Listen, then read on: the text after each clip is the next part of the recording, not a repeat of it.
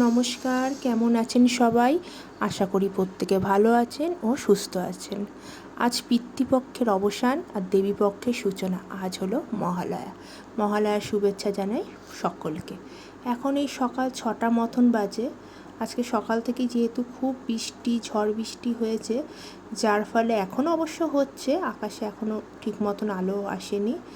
এখন সকাল সকাল উঠে গেছি, ছেলেকে টিফিনটা বানিয়ে দিয়েছি, ছেলেকে টিফিন দিয়েও দিয়েছি। ও খেয়ে উঠে এখন খেলনা নিয়ে বসেছে খেলার জন্য। মানে সকালবেলা ঘুম থেকে উঠে টিফিন খেয়ে উঠে ও খেলনা নিয়ে বসে গেছে। এবার আমি যাব রান্নার কাজে। আজকে একটু মাটন করব।